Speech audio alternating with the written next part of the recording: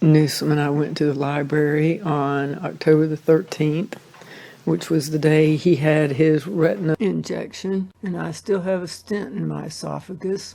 Every 5 minutes or so, I must stop and have a drink of Quest protein shake because my indigestion this morning is terrible. However, here's how the story begins.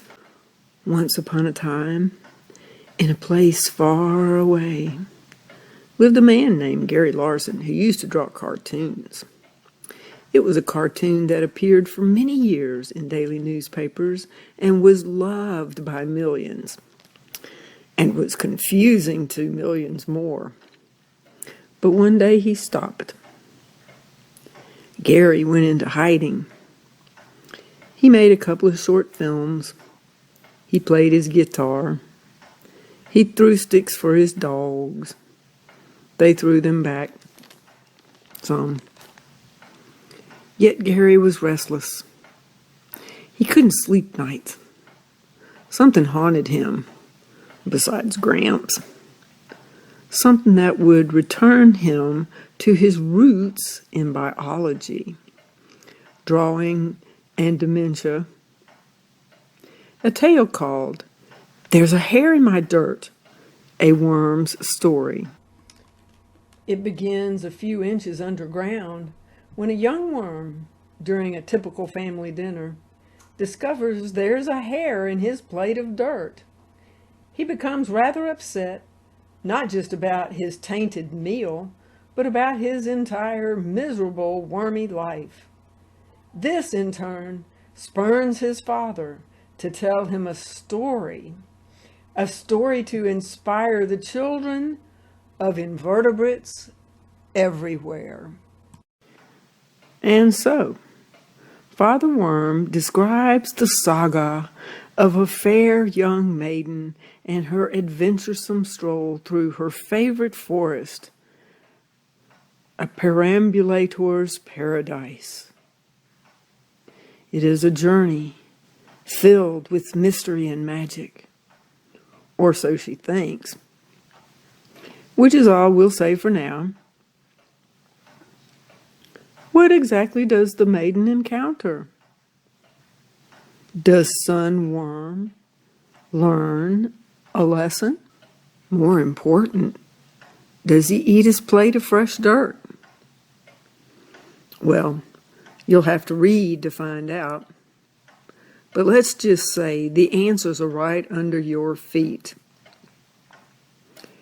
Written and illustrated in a children's storybook style, There's a Hair in My Dirt, a worm story, is a twisted take on the difference between our idealized view of nature and the sometimes cold, hard reality of life for the birds and the bees and the worms, not to mention our own species.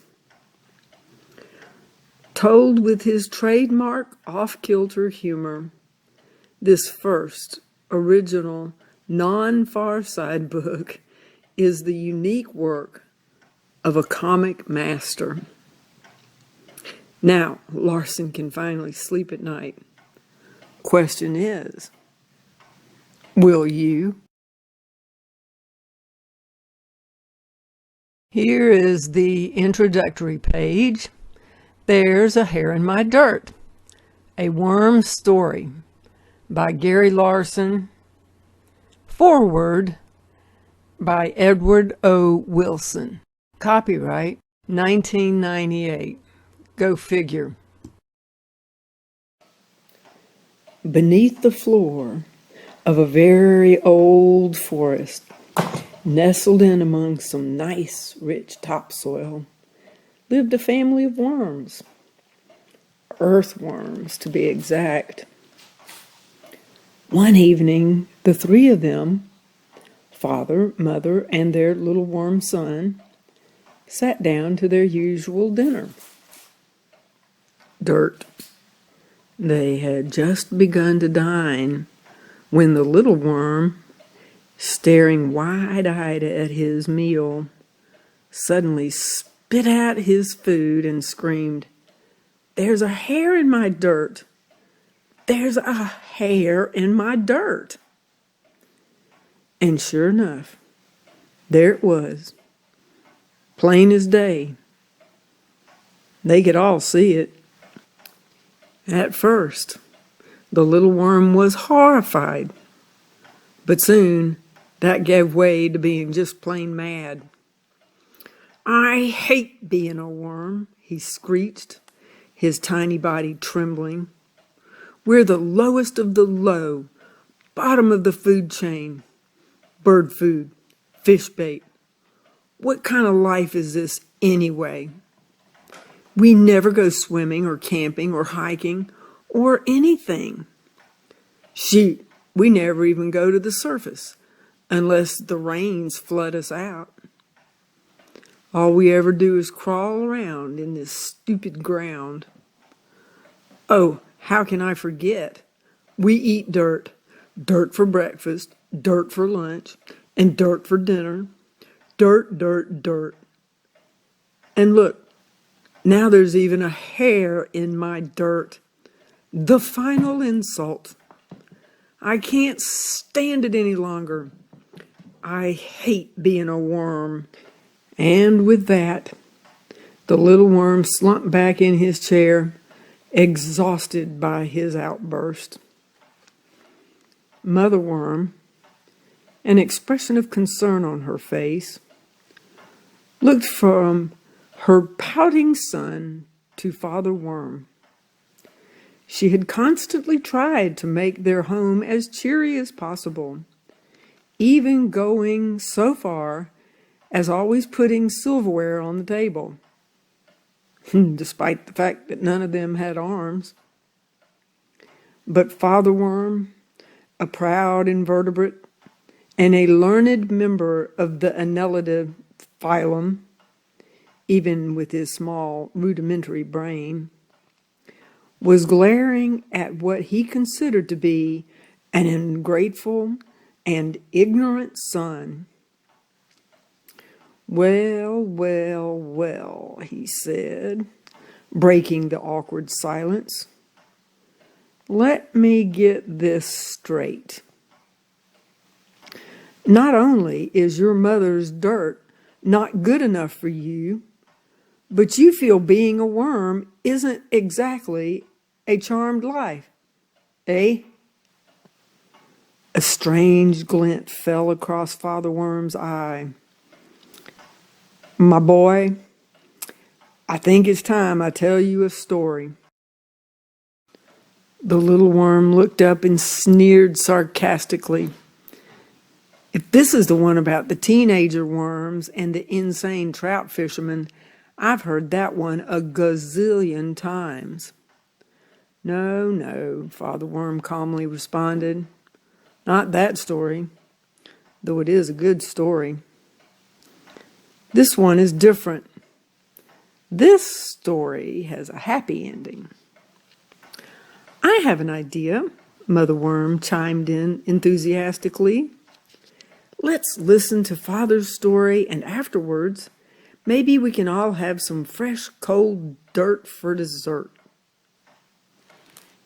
And so, Father Worm cleared his long, primitive pharynx, took a futile puff off his dirt-filled pipe, and began his story. And in the little picture to the bottom left, the son says, "I'm in hell." "Once upon a time, in a forest not too far from here, lived a beautiful young maiden. Her name was Harriet. And Harriet loved the magic of nature, with all its magnificent plants and animals. One lovely spring morning, she decided to take a stroll along her favorite woodland trail. "What wondrous things will I see today?" Harriet thought to herself. I must say, she was as excited as a tapeworm in a meat patty. With her first steps, Harriet took a deep breath and filled her lungs with the fresh air. "Oh, thank you, trees and other plants," she called out. "Thank you for making the air so crisp and clean." Well, as any worm with half a ganglion knows, the plants did a little more than just make the air crisp and clean. They made the air air. Every molecule of oxygen in the Earth's atmosphere was put there by a plant. And last time I looked, the living were quite fond of oxygen. Heck, even the dead need it, or they'd hang around a lot longer and get on everybody's nerves. And then down to the bottom right, Field Guide to the Humans, as read by a bear, I'm assuming. Soon, Harriet met a family of squirrels who came bounding towards her, unafraid and looking for a possible treat. Gathering nuts from a nearby tree, Harriet was quick to accommodate them. "Oh, you're all so cute," she gushed. To be sure, these furry creatures had that cute thing down real good, regrettably. You see, Harriet was feeding gray squirrels, a large aggressive species that had been introduced to the forest and were taking it over from their native red squirrels, a smaller, more timid species. All squirrels are rodents, but in the wrong time and place, some are rats. Around the bend, the forest opened up into a meadow of wildflowers as far as the eye could see. "My," Harriet exclaimed, bedazzled. "I'm gazing at a painting. Oh, Mother Nature, what an artist you are." "Oh, Mother Nature, what a sex maniac you are," may have been a better choice of words, for Harriet was actually gazing upon a reproductive battlefield. Using bright colors, nectar, mimicry, deception, and whatever other tricks they had up their sleeves, these floral sirens were competing for the attention of pollinating insects. In a field of flowers, all is fair in bugs and war. So down to the bottom right, there's a spider reading directions. Read all instructions first. And there's a little sign with a ladybug saying, "Male Ladybugs Anonymous." A little ways farther, Harriet happened to look down and saw a column of ants crossing the trail. "Ah," she smiled, noticing all the eggs they were carrying. "Even the littlest creatures take good care of their babies. How adorable." And there's a worm looking up her skirt with wide eyes and an open mouth. Adorable. Well, as Grandpa Worm used to say, about as adorable as a nest of baby robins. These were Amazon ants, a species that, despite its name, lives in many parts of the world and specializes in the enslavement of other species. And Harriet was watching a raiding party returning home with their living booty. Down at the bottom, author's note. Although most slave ants spend their lives toiling away, e.g. getting up early to milk the aphids, a few escape that fate by doting on the queen. Entomologists often describe these slackers as abdomen kissers. As the trail widened and the trees thinned out, Harriet heard a rumbling sound. Looking up, she spied a familiar truck heading her way. She immediately recognized the ruggedly handsome and rosy-cheeked character behind the wheel. "Hello, Lumberjack Bob," she called, waving with happy excitement.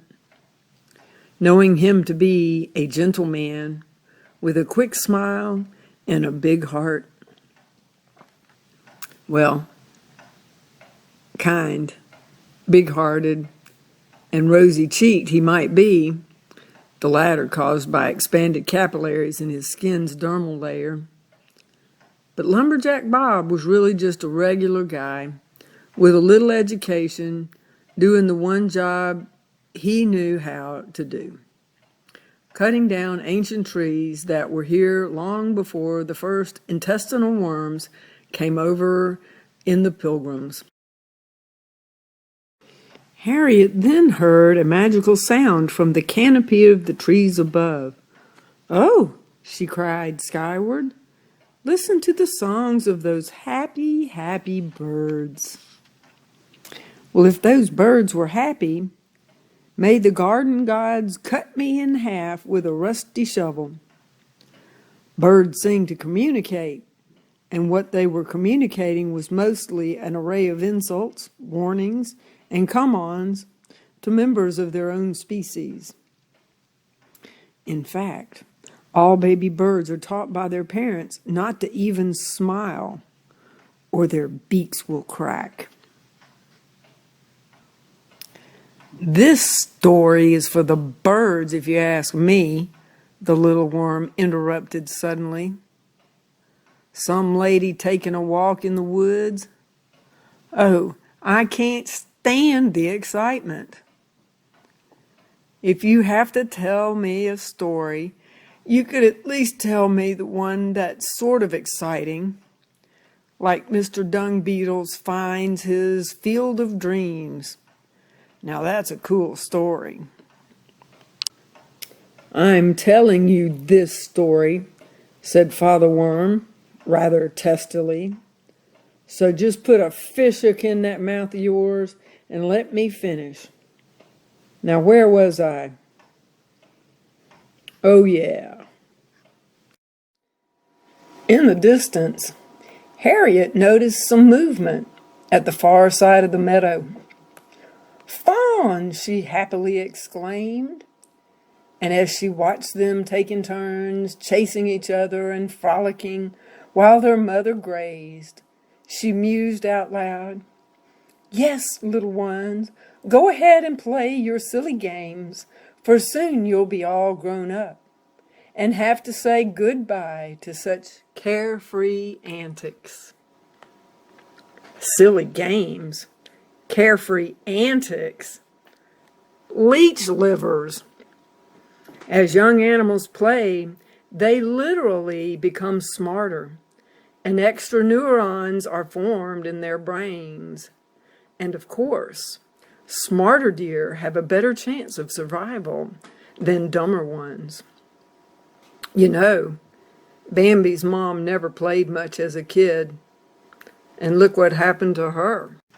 Around the next bend, the path skirted a lovely pond, and Harriet was elated to see a slow-moving, lumpy creature just in front of her.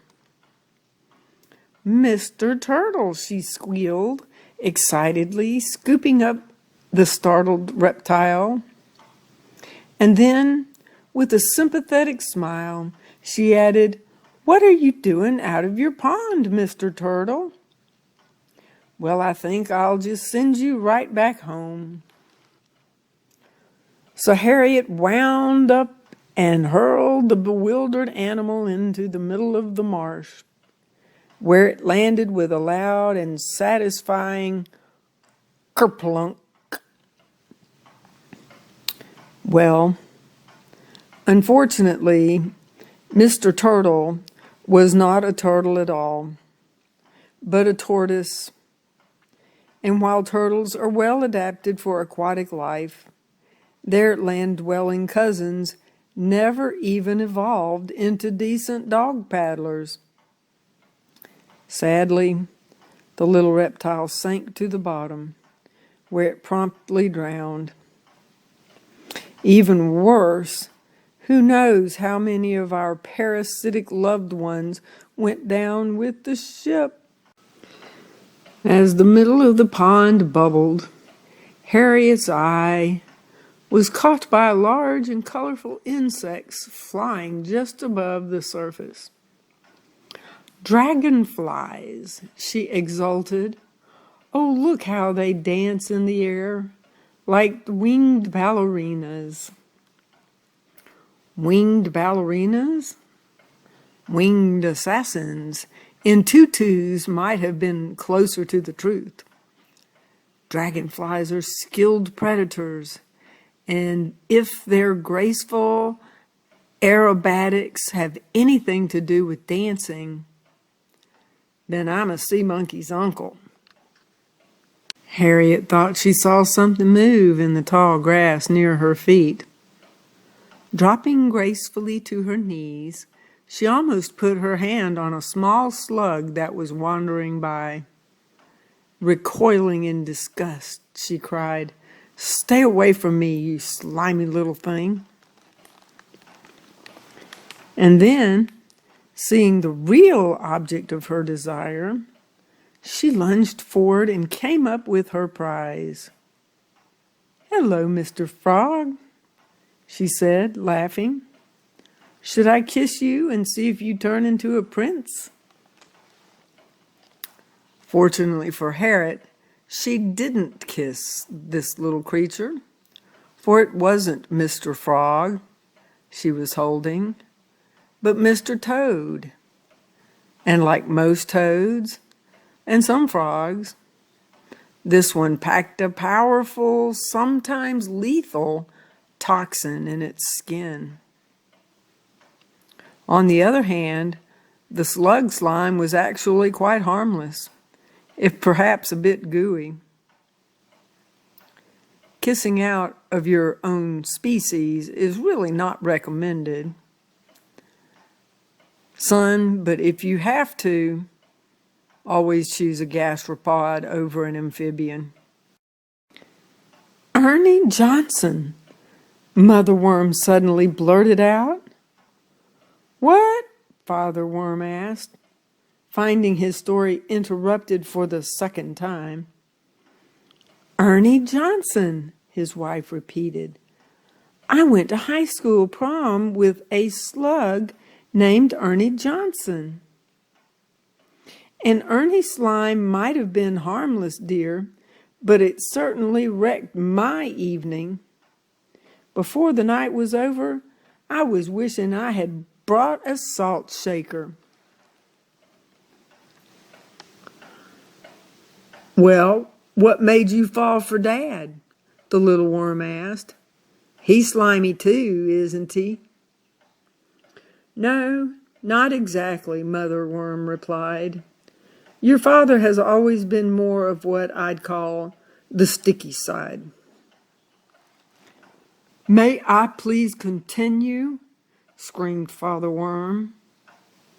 "That is, if the two of you are through discussing the viscosity of my mucus." Releasing the frog, Harriet continued on her way. The trail soon brought her to the edge of a small river, where she saw a most remarkable sight. Large, hook-nosed fish, their red scales shimmering in the sunlight, were struggling to get upstream. "Salmon," she joyfully declared, "looking for their spawning grounds, I bet." Well, technically speaking, the salmon weren't looking for their spawning grounds. They were smelling them. When salmon hatch, the smell of home is branded into their brains forever. And even though they may wander in the ocean for years, their incredible noses will one day lead them right back to where their life began. Now, we earthworms have our own little miracle when it comes to breeding. Each of us contains both male and female reproductive organs. But that's a story I'll tell you when you're a little longer, son. As the trees closed in on Harriet, the forest grew darker and darker. Sensing that she was being watched, Harriet looked up into a nearby tree and was momentarily startled to see a pair of large, ominous eyes staring back at her. "Oh, I recognize you now, Mr. Owl," she laughed. "And fireflies," she gleefully cried as a group of the little insects suddenly swarmed around her. "They're the fairies of the night, enchanting the forest with their magical little lights." Ha! Did Harriet ever get taken in by one of the oldest tricks in the nature's book? The old "I'm a scary creature with big giant eyeballs" gag? You see, Mr. Owl was really a royal moth, an insect that uses its large wing spots to mimic a much more frightening animal. One once scared the dirt out of me. And those fireflies, which really weren't fireflies at all, but beetles, were using a cold chemical process to produce light and attract potential mates. Beautiful, yes, but if anyone thinks they're magical, I've got some hard pan in Florida to sell them. Soon our maiden was confronted by a sight that saddened her deeply. An immense tree, as old as the forest itself, was lying on the ground. "Oh, I'm so sorry," Harriet said, touching the fallen giant. "Such a tragedy, such a waste. Oh, you poor, beautiful tree." Well, truthfully, the tree's fate was a far cry from being a waste. These huge nurse trees, as their name implies, are the key to new growth and the survival of the entire forest. In fact, a fallen tree is arguably more alive than a standing one. So much of the mass is taken up with other organisms. As a famous worm once wrote, "I think that I shall never see a poem as lovely as a big rotting tree carcass." There you go. Harriet was suddenly surprised to come across a little baby bird lying helplessly on the ground. She gently scooped up the scared little creature and searched for a nest in the highest reaches of a nearby tree. "Poor little guy," she cooed. "Did you fall out of your home? Well, I'll put you right back where you belong." Climbing the tree, Harriet peered into the nest. "There you go," she said, placing the trembling baby bird along its sibling. "You two youngsters are together again."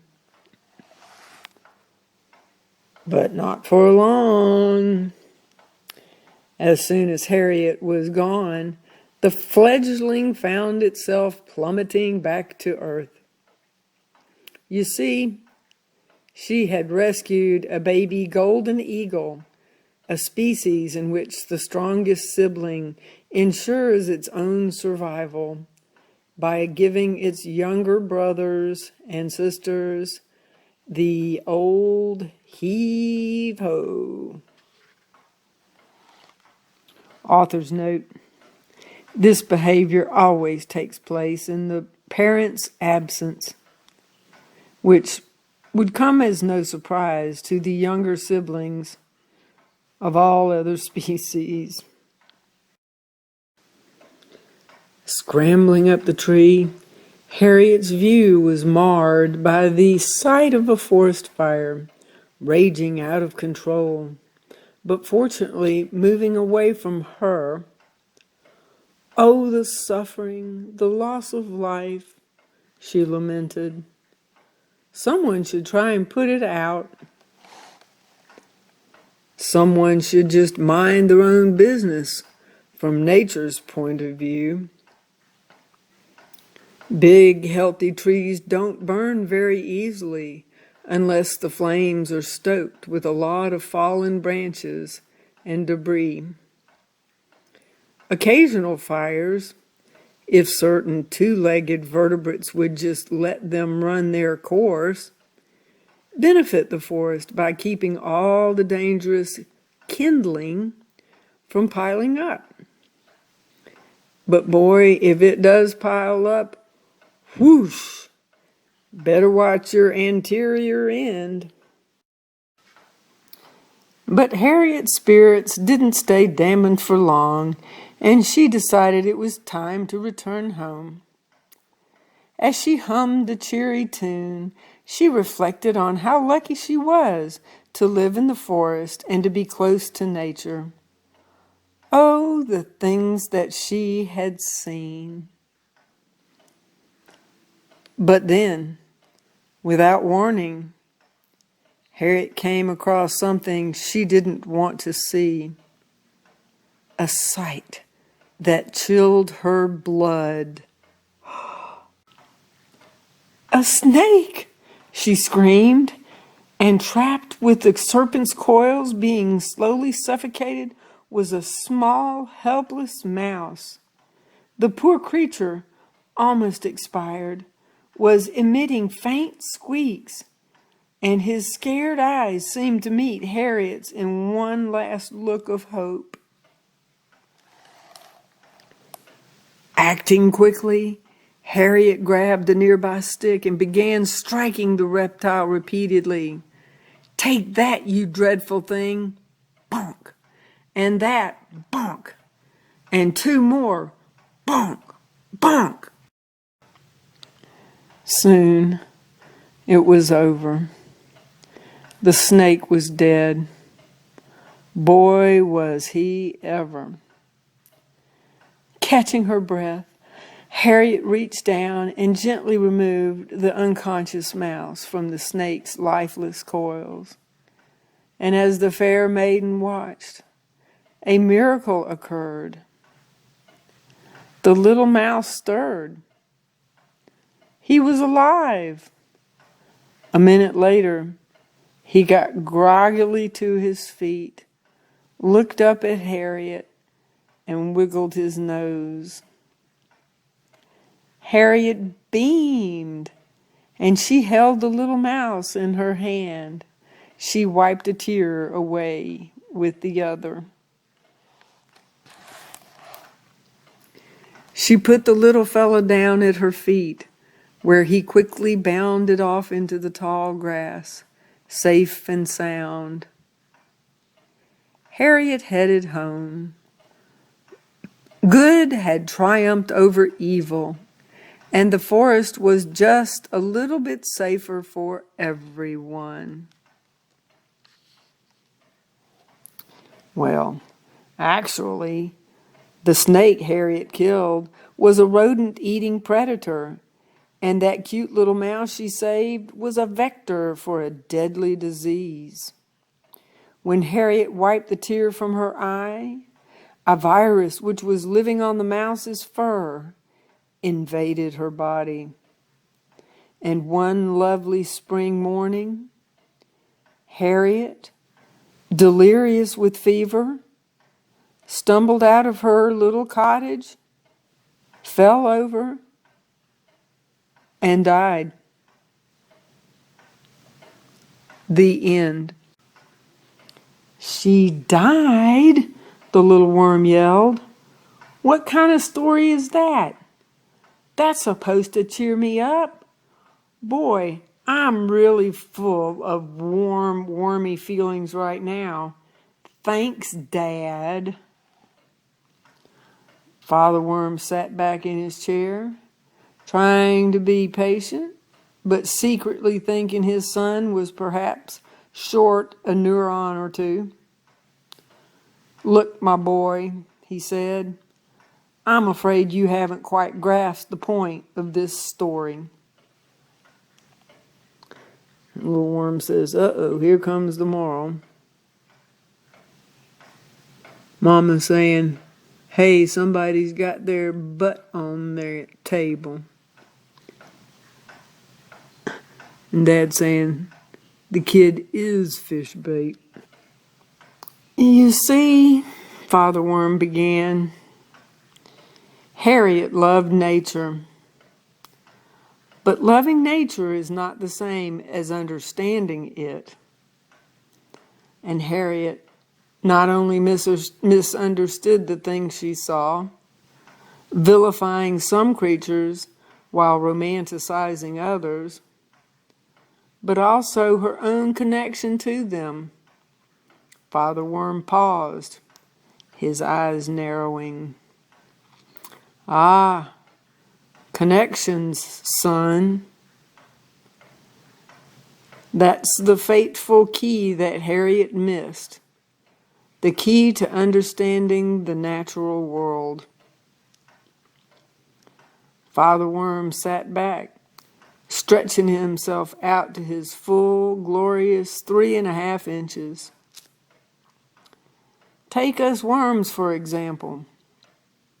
We till, aerate, and enrich the earth's soil, making it suitable for plants. No worms, no plants, and no so-called higher animals running around with their oh-so-precious backbones. He was really getting into it now. Heck, we're invertebrates, my boy. As a whole, we're the movers and shakers on this planet. Spineless superheroes. That's what we are. And since Father Worm didn't have a fist to bring down on the table, he just yelled, bang! The little worm sat there for a moment thinking about what his father had just told him. And it was true. He was feeling a little better about his lot in life. Maybe even a little proud. But then he remembered something. Up in his little dream caption it says, look, down in the ground. It's a root. It's a shoelace. No, it's Worm Boy. Okay, I get it. Being a worm ain't so bad. But you're wrong about one thing. That story didn't have a happy ending. You said it had a happy ending.